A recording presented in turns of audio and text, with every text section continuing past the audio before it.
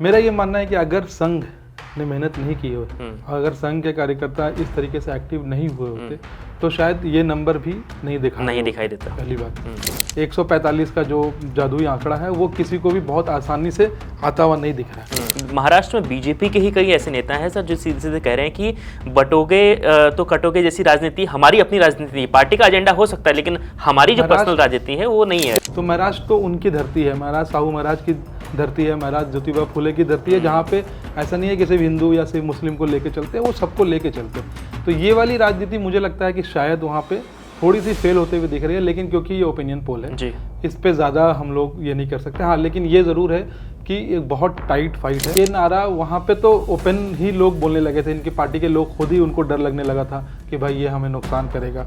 फिर और ये जो एक है तो सेफ है वाला नारा है वो सीधा प्राइम मिनिस्टर की तरफ से आया जी। और उसके बाद आप देखिए बीजेपी के जितने भी स्पोक पर्सन हैं सबने उस बटोगे तो कटेंगे को नारे को हटा दिया। महाराष्ट्र में संघ की मेहनत, आरएसएस की मेहनत और कई नारों के बीच में एक नया ओपिनियन पोल आया है।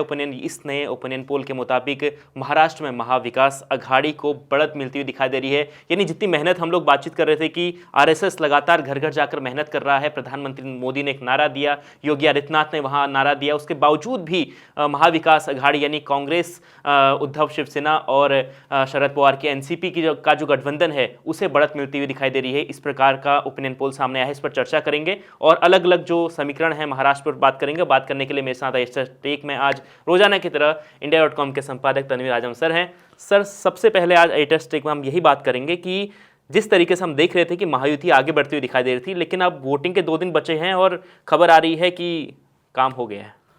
देखिए, 2 बातें हैं। पहली बात जो आपने बोली कि संघ, मेरा अपनी ये राय है कि जो नया ओपिनियन पोल है जिसमें वो तकरीबन 120 130 महायुति को दिखा रहे हैं, जिसमें बीजेपी और शिंदे की सेना और अजित पवार हैं, और 135 से 155 का जो रेंज है वो महाविकास अघाड़ी को दे रहे हैं, जिसमें कांग्रेस और उद्धव ठाकरे और शरद पवार हैं। मेरा ये मानना है कि अगर संघ ने मेहनत नहीं की हो, अगर संघ के कार्यकर्ता इस तरीके से एक्टिव नहीं हुए होते तो शायद ये नंबर भी नहीं दिखाई देता। पहली बात, क्योंकि संघ के जो कार्यकर्ता हैं उन्होंने जो किया है वो नतीजा दिखेगा। दूसरी बात, क्योंकि ये ओपिनियन पोल है, अभी हम लोगों ने बहुत सारे ओपिनियन पोल देखे हैं, हर में किसी में वो महायुति को बढ़त देते हैं, किसी में महाविकास अघाड़ी को बढ़त देते हैं। ये वाला ओपिनियन पोल थोड़ा सा मुझे इसलिए ज़्यादा सटीक टाइप का लग रहा है क्योंकि इनमें जो इनके जो ओपिनियन है, और ये हर सीट पे गए हैं, 288 सीटें जो हैं वहाँ की, वो हर सीट पे इनके रिपोर्टर्स गए हैं, कई रिपोर्टर हैं इनके, और उन्होंने वहाँ से फीडबैक लिया है, वहाँ से सर्वे किया है। तो ये मुझे लगता है कि थोड़ा सा ये है, और ये तो सबको पता है कि महाराष्ट्र की जो लड़ाई है वो बहुत टाइट है, नेक एंड नेक फाइट है। 145 का जो जादुई आंकड़ा है वो किसी को भी बहुत आसानी से आता हुआ नहीं दिख रहा है। तो ये एक बात है। दूसरी बात ये कि महायुति जहाँ पे कमज़ोर पड़ी है, जो मुझे लगता है, जो मेरा अपना ओपिनियन है, वो ये कि महायुति ने ज़्यादा डेवलपमेंट पे, या वो क्या करेंगे, उनकी सरकार ही अभी आगे आएंगे तो क्या करेंगे, थोड़ा सा उनका जो फोकस है वो ध्रुवीकरण की तरफ रहा कि भाई बटेंगे तो कटेंगे, एक हैं तो सेफ हैं, ये सब, इन सब बातों पर रहा। दूसरी तरफ महाविकास अघाड़ी ने इन बातों को उतना ज़्यादा ये नहीं दिया, वो थोड़ा सा विकास की बात करने लगे। तो हो सकता है कि जनता के दिल में उसको लेके मतलब थोड़ा सा ये होता। अभी मैं एक महाराष्ट्र के ही किसी बंदे से बात कर रहा था और मैंने उससे इस बारे में पूछा कि बटोगे तो कटोगे, इसके बारे में तुम्हारी क्या राय है। उसने बहुत अच्छी बात बोली। उसने बोली कि देखो, जो नीचे तबके के लोग हैं, जो दलित और वो हैं, उनसे आप जाके ये बोलोगे तो वो बोलेंगे हमें तो पहले ही से बांट रखा था, हमें तो आप लोगों ने पहले ही बांट रखा, अब आप वोट के लिए हमें कह रहे हो कि एक हो जाओ। महाराष्ट्र में बीजेपी के ही कई ऐसे नेता हैं सर जो सीधे सीधे कह रहे हैं कि बटोगे तो कटोगे जैसी राजनीति हमारी अपनी राजनीति, पार्टी का एजेंडा हो सकता है लेकिन हमारी जो पर्सनल राजनीति है वो नहीं है। देखिए, महाराष्ट्र के लोग थोड़ा एडवांस हैं, पैसों के मामले में भी उनके पास पैसे भी हैं, और उन्होंने हम लोगों से ज़्यादा पहले उनके यहाँ विकास हो गया है। मतलब अगर आप बिहार और उत्तर प्रदेश से कंपेयर करें, ये एक रेग्रेसिव थॉट है। और ये अजित पवार ने तो साफ ही बोल दिया कि भाई हम इसके खिलाफ हैं, हमें ये इस तरीके का। और महाराष्ट्र में फॉर एग्जांपल जैसे छत्रपति शिवाजी थे, जो कि महाराष्ट्र के सबसे बड़े हीरो हैं, उनके साथ भी ऐसा नहीं था कि उनके आर्मी में सिर्फ हिंदू ही थे, उनके आर्मी में भी मुस्लिम थे, सेनापति भी, उनके करीबी लोग भी मुस्लिम रहे। तो महाराष्ट्र तो उनकी धरती है, महाराज साहू महाराज की धरती है, महाराज ज्योतिबा फुले की धरती है, जहाँ पे ऐसा नहीं है कि सिर्फ हिंदू या सिर्फ मुस्लिम को लेके चलते हैं, वो सबको लेके चलते हैं। तो ये वाली राजनीति मुझे लगता है कि शायद वहाँ पे थोड़ी सी फेल होते हुए दिख रही है, लेकिन क्योंकि ये ओपिनियन पोल है, इस पे ज़्यादा हम लोग ये नहीं कर सकते। हाँ, लेकिन ये ज़रूर है कि एक बहुत टाइट फाइट है। और इसमें अगर कोई एक पार्टी जो सबसे स्मार्ट खेलते हुए मुझे दिखी है वो है शरद पवार की पार्टी। उन्होंने हिंदुओं को भी अपने साथ रखा है, मुसलमानों को भी अपने साथ रखा है।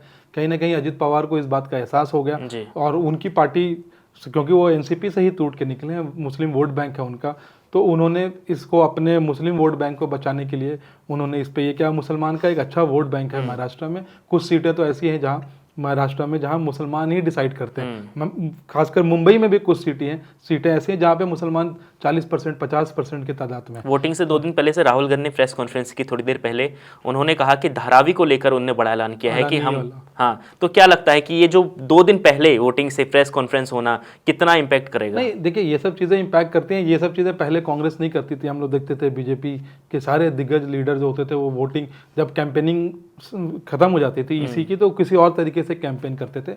अब वो कांग्रेस और बाकी पार्टियों ने भी वो सीख लिया है वो आर्ट, तो मुझे लगता है ये इम्पैक्ट तो करेगा। लेकिन आप ध्यान से अगर देखें तो महाराष्ट्र में बहुत ज़्यादा गांधी परिवार ने प्रचार नहीं किया है। प्रियंका गांधी तो अभी आखिरी में उस दिन नागपुर में गई, उस दिन अमित शाह की भी रैली थी लेकिन वो वापस आ गए, उन्होंने सारी रैलियाँ कैंसिल कर दी मणिपुर की वजह से।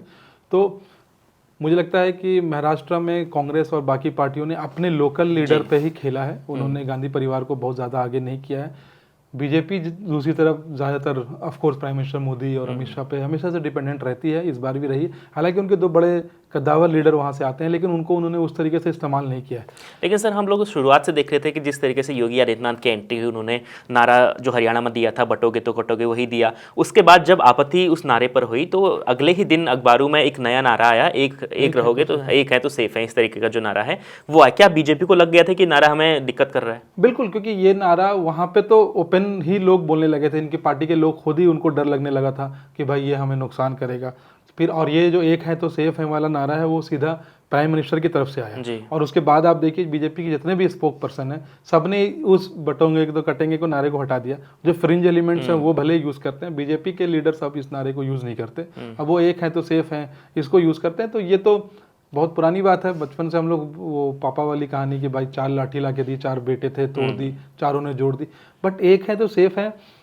एक उसमें भी अलग अलग, देखिए हिंदुस्तान जो है उसमें कोई दो राय नहीं है कि यहाँ पे जाति के आधार पे वोट पड़ते हैं, सालों से पड़ते आ रहे हैं, अभी और पड़ेंगे। जाति के आधार पर, धर्म के आधार पर। यहाँ पे people don't cast their vote, they vote for their caste. ठीक है, उस हकीकत को आप बदल नहीं सकते इतनी आसानी से। ठीक है, हमने अभी आप पिछले चुनाव में भी देखा और अभी भी देखेंगे, इस बार भी आप देखेंगे, चाहे वो झारखंड हो या महाराष्ट्र हो।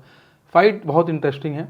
20 तारीख को चुनाव है। ऐसा भी कहा जा रहा है सर 25 सीटें जो हैं वो अन्य दल, मतलब इन 6 पार्टियों को छोड़ दें तो 20 से 25 सीटें जो हैं वो दूसरे दलों को मिल सकती है और यही वहां पर किंग मेकर बन सकते हैं इनमें से कोई। बिल्कुल मिलेंगी, 1-2 सीटें तो AIMM को मिलेंगी, 1-2 सीटें समाजवादी पार्टी को भी मिलेंगी, बसपा भी 1-8 सीट ले सकती है। तो वो 15-20 सीट तो अन्य जो मतलब निर्दलीय भी वहाँ जीतते हैं, राजू शेट्टी वगैरह जो है उनके पार्टी के लोग भी जीतते हैं। तो वो तो है। और वो जिस तरीके के जो कंटेस्ट है कि भाई इनको 130 और उनको 140, उसमें तो फिर वो इम्पोर्टेंट हो ही जाते हैं। एक सबसे बड़ा और सबसे अहम आखिरी सवाल सर, ये भी महाराष्ट्र चुनाव को लेकर, महाराष्ट्र को लेकर ऐसी आशंका जताई जा रही है कि ये अगर चुनाव के नतीजे आने के बाद भी गठबंधन में आपस में टूट हो सकती है और इधर उधर जाने की प्रक्रिया उसके बाद भी शुरू हो सकती है, भगदड़ मच सकती है। वो बिल्कुल हो सकती है। राजनीति में कभी भी कुछ भी हो सकता है। ये हो सकता है कि अजित पवार वापस अपने चाचा के पास आ जाएं, ये भी हो सकता है कि उद्धव ठाकरे वापस बीजेपी में चले जाएं।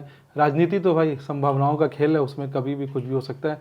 तो वो तो बात की बात है। मैंने अपने जो हमने पिछले महाराष्ट्र के डिस्कशन किए थे तो कुछ लोगों ने कमेंट किया है, उनको ये जानना है कि आप लोगों के हिसाब से महाराष्ट्र का अगला मुख्यमंत्री कौन होगा।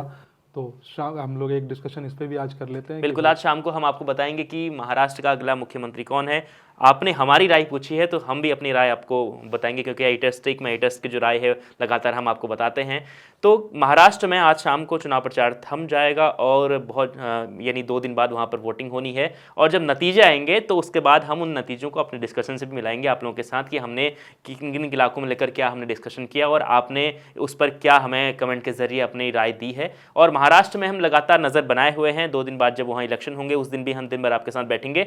तो महाराष्ट्र की राजनीति में अगर आप रुचि रखते हैं तो आप बताएं कि महाराष्ट्र में किसकी सरकार बन रही है। आज शाम को हम आपको बताएंगे मुख्यमंत्री कौन बन सकता है, ये भी हम आपको बताएंगे। लेकिन उससे पहले आप कमेंट कर जरूर बताएं कि महाराष्ट्र में आपके इलाके में या महाराष्ट्र के अलग अलग जो अलग अलग क्षेत्र हैं वहां पर किसकी पार्टी को बढ़त मिल रही है। कमेंट कर जरूर बताएं। रोजाना देखते रहें India.com। आपका बहुत बहुत शुक्रिया।